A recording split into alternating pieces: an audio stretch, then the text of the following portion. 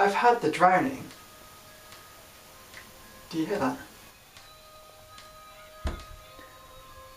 Sorry about that.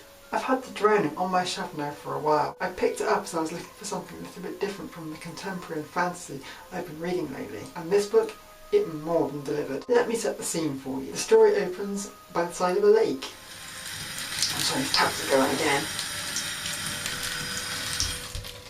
Let's try that again. Let me set the scene for this book. The story opens on the start of a lake. What's just happened? We don't actually know. And more importantly, neither does our main character, Carl. When he wakes up, he's greeted to the sight of his brother being zipped up in a body bag and a girl being helped nearby. Sorry about that again. I'm not really sure what's got into those taps today. So where was I? Well, I was talking about the drowning. A really interesting aspect of the drowning was the idea of memory loss. When we first meet Carl, he knows nothing of what's happened. He knows nothing about the lake. All he's faced with is this scene, this boy, his brother, in a body bag and this girl, and he just doesn't know what's going on. He hasn't a clue what's happened. What he does know, of course, is that something has happened, and this kind of makes the book a bit more thriller-y. I love that the story starts at this point, that Carl doesn't know what happens and we don't know what happens, and we go on this journey and find out together. Another area I think the drowning handled particularly well was grief.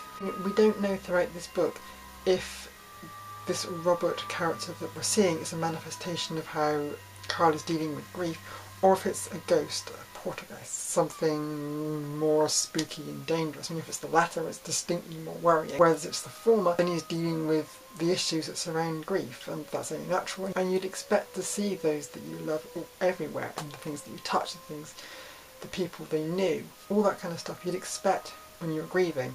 But could this be something a bit more? And if it is a bit more, then it's infinitely more dangerous. Is this Robert character essentially a ghost that's after revenge?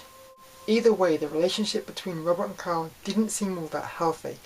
I mean, from the memories we pieced together, things seem a little stretched between the two of them. They all seem to be at each other's throats. And I have to say, the more memories Carl gets back, the more and more I started to dislike Robert. And then we come to Nisha.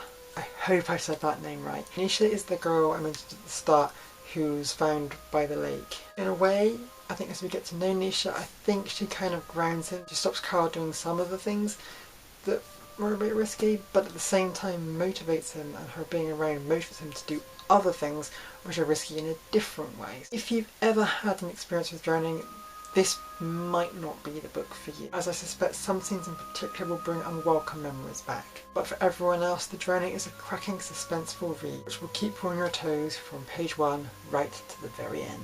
Spoiler warning! If you are intending to read Of Mice and Men by John Steinbeck and you haven't yet, please read that first. There is an absolutely major spoiler in this book for Of Mice and Men. My name's Jessie, and we've just read to life The Drowning by Rachel Ward. Until next time, goodbye.